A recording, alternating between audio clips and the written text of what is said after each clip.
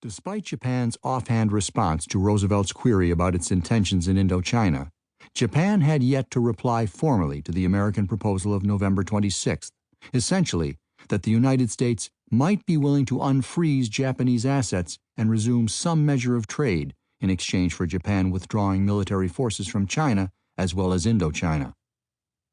At about 8 o'clock a.m. Washington time, a 14-part message with Japan's response finally began to make its way from Tokyo to the Japanese embassy a dozen or so blocks from the White House. The parts were not transmitted in sequential order. Instead, sections 4 and 9 were sent together, as were sections 5 and 10. Sections 6 and 11 dribbled in several hours later, and sections 7 and 8 followed later still.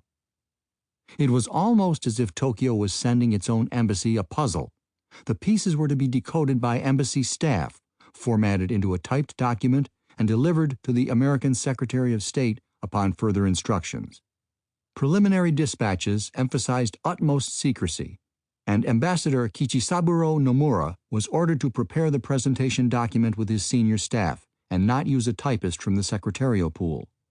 Unbeknownst to the Japanese, as their embassy settled in for a long Saturday of decoding and hunt and peck typing by the only member of Nomura's inner circle with neophyte typing skills, the United States military had intercepted these same disjointed message parts and was doing its own decoding.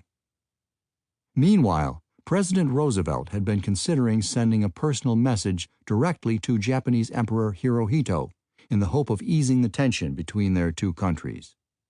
At the president's request, Secretary of State Hull provided Roosevelt with a suggested draft, but as was frequently the case, FDR subsequently opted to produce his own version. While the State Department draft reprised the salient goals of the November 26th communication and proposed a 90-day ceasefire between Japan and China, Roosevelt's version focused on Japanese advances into Indochina. Almost a century ago, Roosevelt's letter began, the President of the United States addressed to the Emperor of Japan a message extending an offer of friendship. The President went on to catalog the large numbers of Japanese military in Indochina that far exceeded the agreement with the Vichy French government. Reports of more and more forces en route were disturbing the equilibrium of all of Southeast Asia.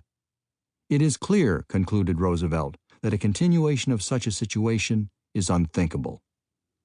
Then, donning the persona of the Squire of Hyde Park addressing squabbling neighbors, Roosevelt suggested to Hirohito that the countries of the region, including the American Philippines, could not sit either indefinitely or permanently on a keg of dynamite.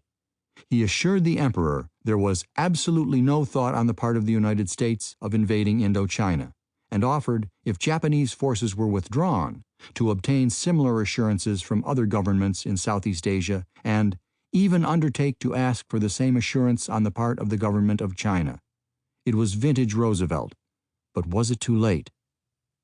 I am confident, Roosevelt told the Japanese emperor, that both of us, for the sake of the peoples not only of our own great countries, but for the sake of humanity in neighboring territories, have a sacred duty to restore traditional amity and prevent further death and destruction in the world.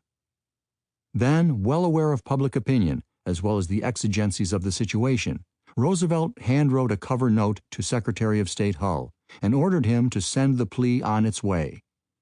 Dear Cordell, shoot this to Grew, the American ambassador to Japan. I think can go in gray code, saves time. I don't mind if it gets picked up.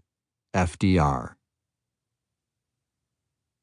In Honolulu, after an overnight low of 71 degrees, the temperature was headed to a balmy high of 84. Joseph C. Harsh, foreign correspondent for the Christian Science Monitor, and his wife, Anne, had arrived in Honolulu aboard the steamship Lurleen a few days earlier, along with the Willamette and San Jose State football teams. This Saturday morning, however, Harsh's mind was not on football. He had scored a difficult-to-arrange interview with the top sailor in the Pacific. Admiral Kimmel eschewed most interviews and was not known to be chatty with the press, but 36-year-old Harsh had a huge following and had spent considerable time in Berlin. Indeed, at the outset of their meeting in Kimmel's office overlooking the harbor, it was Kimmel who peppered Harsh with questions about Germany's war plans. Harsh finally protested politely.